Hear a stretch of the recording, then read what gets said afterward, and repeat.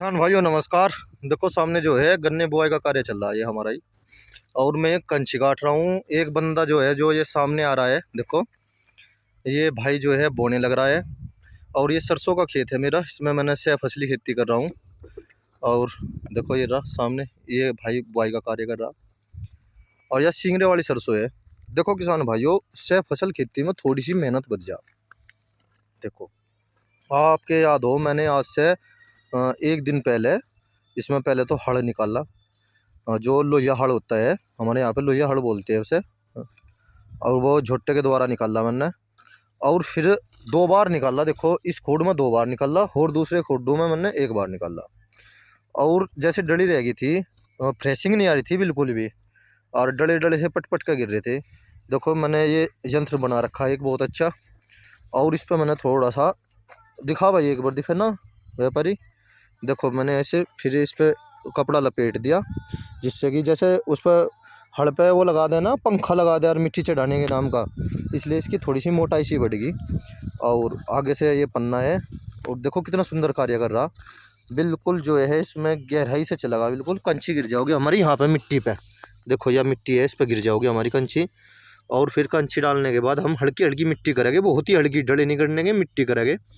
और मिट्टी करने के बाद इसमें रिजेंट अल्ट्रा, डाई, यूरिया, सल्फर, पोटास और 1-2 आइटम और जो कीट ना लगने लगे, जिस तरह की कीड़ा ना लगे, वो हम अपने खेत में बुआई के समय पर लगाओगे। देखो किसान भाइयों कितना सुंदर कार्य कर रहा है ये भाई।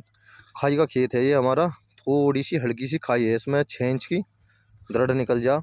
और ये खेत देखो किसान भाइयों, मैंने ट्रेंच विधि से बो रखा।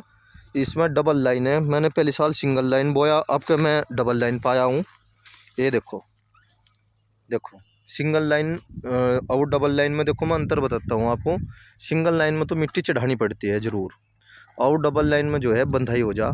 क्योंकि यह जो 18 वैरायटी है यह बिल्कुल भी कामयाब नहीं है सिंगल लाइन में। कल मैं एक भाई के पास गया था, वे बहुत ही समझदार थे किसान। और बहुत ही अच्छी तरह से समझाया उन्होंने। वे ट्रेंच की खेती करते थे, रिंग पिट, चकोर पिट, इस प्रकार से खेती करते थे। उन्होंने बताया भाई अब जो ये वैरायटी है 13-235 और 0118, ये बिल्कुल भी कामयाब नहीं है। अगर हम ट्रेंच में बोते हैं फिर भी बंधाई करवानी पड़ेगी। और ट्रेंच का मतलब होता है कि गहरी बुआई और उसमें कोई भी बंधाई ना हो, खुला गंडा हो बिल्कुल। इस प्रकार से उन्होंने हमें समझाया बहुत ही अच्छी तरह से। इसीलिए किसान भाइयों मैंने डबल लाइन कर रखी है, पहले ही बना लिया था मैंने दिसंबर में ही प्रोग्राम, नवंबर दिसंबर में। 27 नवंबर को मैंने ये सरसों बो दी थी, सींगरे वाली सरसों, बेड पे। ट्रेन से खोड निकाल के फिर मैंने बेड पे जो है सींगरे वाली बो दी थी। और इसकी पैदावार की उम्मीद मुझे ये लग रही है कि ये 3.5 बीघा खेत है, 1 कुंटल पर बीघा निकल जाओगी। और 8,000 रुपये पर कुंटल इसका रेट रहता है। 8,000 रुपये तो मुझे 1 बीघे में से ये प्राप्त हो जाओगे। और दूसरा किसान भाइयों, मैं अपना गन्ना गन्ना बो रहा हूँ फरवरी में, 17 फरवरी को मैं गन्ना बो दूँगा। गन्ना भी कोशिश करूँगा मैं 90 कुंटल या 100 कुंटल पर बीघा निकले। सह फसली में ये लाभ रहते हैं एक। अब जो जैसे पर्ची भी बहुत कम आ रही, बस अपने पशु के लिए हम घास कर लेते हैं। 5 पशु है मेरे पास। और अब जो गन्ने बुआई का कार्य चल रहा, 12 बजे तक छोल करी, उसके बाद हम इसी कार्य में लग जा। इसलिए मुझे पता नहीं चल रहा, 2 बंदे हैं मेरे पास ये। किसान भाइयों मैं शुरू से कहता हुआ आया हूँ कि आप सह फसल खेती करो तो ज़्यादा प्रॉफिट होगा। अगर सह फसल खेती नहीं करते आपको नुकसान होगा। सबसे बड़ी बात यह है, हमारे यूपी के अंदर, पश्चिमी यूपी के अंदर जो है छोटे किसान हैं लगभग। अब तो छोटे किसान इधर भी हो लिए, पूरब साइड में भी हो लिए। और उनकी ज़मीन जो है थोड़ा सा इतनी ताकतवर भी नहीं है जितनी हमारी है। हमारे यहाँ पे तो काफ़ी अच्छी पैदावार हो जाती है। 90-100 कुंटल निकलना एक आम बात है। अगर मेहनत करे किसान भाई तो 90, 95, 100 कुंटल पर बीघा गन्ना निकल जाता है। और अगर हम पूरब साइड में चले जाते हैं, वहाँ पर रोशली सी ज़मीन है, रेते टाइप से की। और कुछ ज़मीन ऐसी है जो बहुत ही बेस्ट है, बहुत ही अच्छी है। मैं ये नहीं कहता कि सारी ज़मीन ऐसी है। और वहाँ वे लोग हमसे ज़्यादा पैदावार ले रहे, क्या कारण है उसके पीछे मैं 2 कारण बताता हूँ। एक तो मेहनत की बात करी जाए तो वो तो एक अलग बात होती है, हर इलाके में मेहनती लोग होते हैं। सबसे बड़ी बात है, वे लोग जो है सह फसली खेती करते हैं, सह फसल से जुड़े हुए लोग हैं वे। एक वहाँ पे मज़दूर जो है सस्ते हैं। हमारे यहाँ पे पहली तो बात, मज़दूर मिलते नहीं। मिल जा तो फिर उनके रेट जो है बहुत महंगे है। मैंने अभी अभी प्याज की खेती कर रहा हूँ मैं, और लहसुन की भी खेती कर रहा, 6 फसल में गन्ने के साथ साथ। मुझे ही पता मैं कैसे मज़दूर को एडजस्ट करता हूँ। वे 4 या 5 घंटे आती है लेडीज़ वर्कर, कभी बीड़ी पीने लग जा, कभी वे खाना खाने, कभी पानी, और उस 4 घंटे में से कम 1.5 घंटा तो ऐसे बिता दे, और काम करने का नाम नहीं, बस बात ही बात करे। मैं तो हो लिया बहुत परेशान, बहुत ज़्यादा परेशान हो लिया, क्योंकि किसान तो अपनी जेब से मजदूरी दे रहा, और कोई ना आवे तो फिर काम ना करे तो फिर जोर पड़ता है। किसान भाइयों, हमारे यहाँ का तो ऐसा सिस्टम हो लिया, जो कश्यप परिवार थे वे तो कोल्लू में चले गए, जो हरिजन परिवार है वे भट्टे पे चले गए, और यहाँ पे हमारे यहाँ पे बहुत बड़ी दिक्कत आ रही है। इसीलिए जो बंदे बाहर से हम लाते हैं वे भी बहुत महंगे महंगे आ रहे। अब इनका महंगा होने का कारण मैंने एक दिन पहले भी बताया था। इजराइल में अब युद्ध चल रहा है फ़िलहाल, और इजराइल में युद्ध होने के कारण जो फैक्ट्री में बंदे काम करते थे वे तो सब चले गए इजराइल। 60-65 लाख जो है हमारे इसमें से ही गए, क्या नाम है, झारखंड और यूपी में से। और जो फैक्ट्री में थे, अब जो ये बंदे चले गए जो मेरे पास आ रहे, इनके भाई बंधु जो है फैक्ट्री में चले गए, उन्हें सैलरी काफ़ी अच्छी मिल रही, इसीलिए ये भी महंगे हो गए, और आदमी जो है कम हो गए। कई लाख गए हमारे यहाँ से, भारत के अंदर से कई करोड़ कह दो बल्कि, हाँ जी, कई करोड़ चले गए। बांग्लादेश से भी गए, पाकिस्तान से भी गए, श्रीलंका से भी इजराइल में गए, और इसी कारण जो है वर्कर की कमी पड़ेगी हमारे यहाँ पे। आने वाले समय में और भी दिक्कत होगी। और थोड़ी सी और जानकारी देना चाहूँगा मैं किसान भाइयों आपको,